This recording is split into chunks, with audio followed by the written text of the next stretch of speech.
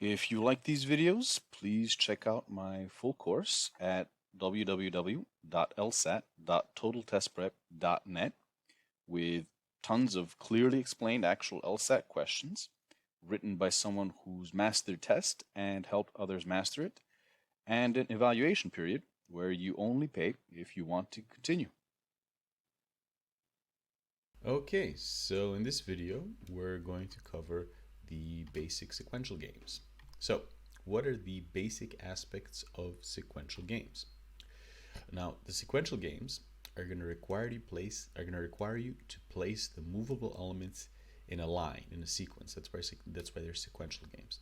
So, what are the characteristics of the movable and structural elements? What are the characteristics of the movable and structural interaction?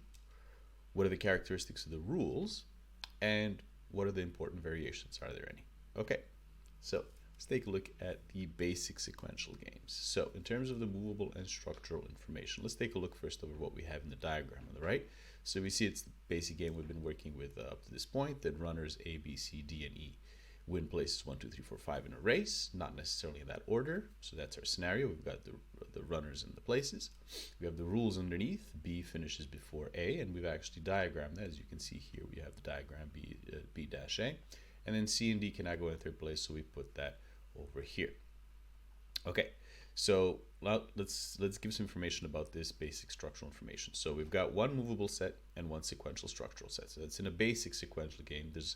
As with all basic games, you're only going to have two sets. Here we've got one movable, one sequential. The movable is the runners, the sequential is the places. You're generally going to have between 6 and 7 movable elements. Some games are going to have 5, some are going to have as much as 9, but it's generally going to be between 6 and 7. Here we have 5. The movable elements are usually going to be objects, so either people or inanimate objects, although sometimes you can also have certain activities. You're sequencing certain activities. And if there are any subsets, then there's usually only going to be two subsets. So in a basic sequential game, you generally don't have, but if you do, it's generally not going to be more than two subsets for the movable set. And the structural set is a sequence of columns, generally 6 to 7. So that's the best way to diagram it. Draw out columns like we did here. So just here 1 through 5. The reason for that is you'll see when we get to the more complex games, you won't really have to do anything new. You'll just add on to that basic column diagram. So it's just easy as just to have columns. Now, as I mentioned before, the common indicators of sequence are words dealing with ordering in time, ordering in space, or ordering in intensity. And here we have that they win its places 1, 2, 3, 4, 5 in a race. So essentially that's who comes first, who comes second, etc. So here we have ordering in time, and you look for words like earlier, later, east to west, so that's more ordering space. Consecutively, that's time. Highest, lowest, although consecutive can actually be space as well. Highest, lowest, strongest, weakest, that's for intensity, etc. So those are the words you want to be on the lookout for, and what that's associated with is going to tell you that that's the structural set.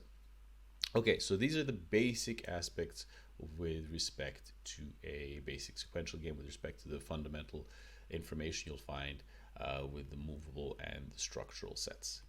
Now, in terms of their relationship, it's generally going to be a one-to-one matching game. So this is what we have here. We have 5 runners in 5 places. So with a basic sequential game, you're just you have the requisite amount of slots. You're basically putting people inside the slots. Now, there's a small number of these games that are going to have movable elements that repeat. So you'll have to repeat certain movable elements. And then there's others that's going to have an excessive amount of movable elements. So that you may or may not be told which ones will repeat, and you may or may not be told how many repetitions for the ones that do repeat. Generally speaking, though, it is going to be 1-to-1, like we have here. So we have 5 runners in 5 places. So you might have a situation that's it can't be runners in places, but it might be something like where you have to have a sequence of activities. For example, there's 6 activities but only 4 people, so some people are going to be doing more than one activity, for example. So that's the one that can occur on occasion where it's not 1-to-1 matching. But generally speaking, for these basic sequential ones, it's 1-to-1 matching. And if it isn't, you're either repeating something, generally you don't know how many times you're repeating or which ones you're repeating, or you're leaving some people out or some things out. Now, with respect to the rules, The rules will commonly place different movable elements in relative position to one another. So that's what we have here. B finishes before A, so that's their relative position. B relative to A has to be to the left of it. So that's one common possibility. Or they're going to restrict, the rules are going to restrict the movable elements to or away from particular spots, as we have in rule 2 here. So C and D cannot go in third place, so you cannot put C and D in the third column. Sometimes you might have something like, E has to go fourth. That's where you are restricting it to a particular spot. But that's basically what's going on with the rules. You're either giving the relationship between two movable elements with respect to who can, with respect to their relative positioning in terms of left and right sequencing, if it's horizontal, and generally I want you to draw it horizontally, or you're saying where something can or cannot go. Okay, so that's what's going on with respect to the rules. With respect to the different variations that you'll encounter, so there's going to be a couple of variations for these basic sequential games.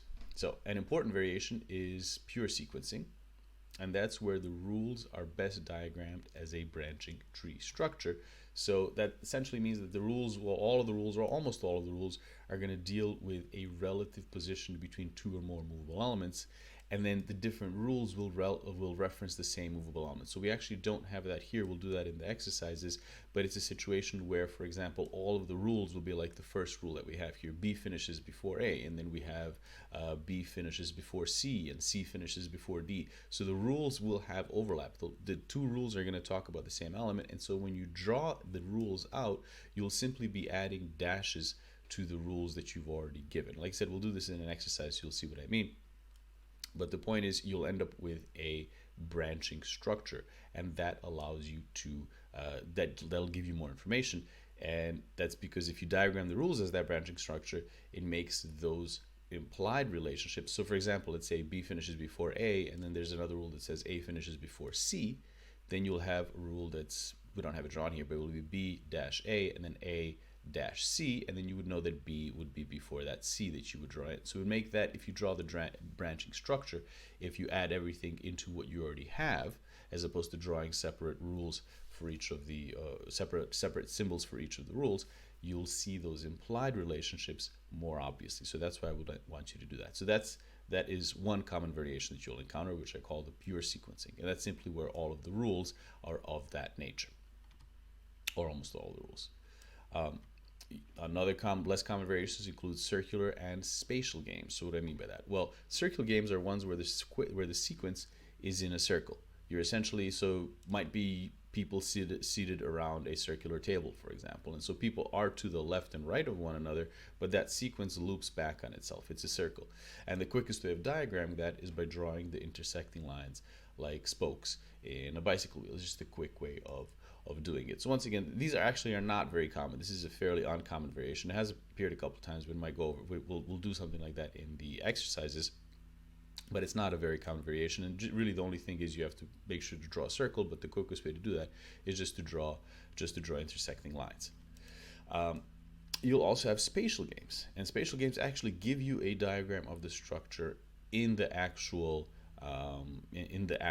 test, in the actual expression or presentation of the game. So you won't have to figure out what the diagram is. And it's generally going to be columns and rows where both the horizontal and vertical sequencing is important. So you're paying attention not just to who is next to whom left and right, but who is above or below who. So as I said, above and below is important, along with to the left or to the right. These are also relatively less common, although they're a bit more common in the circular games, so we'll also go over this in the exercises. These tend to be easy because they already give you a way of diagramming, of presenting the structure, the architectural, the spatial relationships between the movable elements. They'll give you the structures. These tend to be a little bit easier. The one thing to remember here is that unlike your basic sequential, you have to keep track of the up and down or the vertical ordering as in addition to the horizontal ordering. Okay, so those are the basic variations that you'll likely encounter. So to quickly summarize, basic sequential games will have you put 5 to 9 movable elements in a straight line, with the sequence generally being in time, in space, or intensity.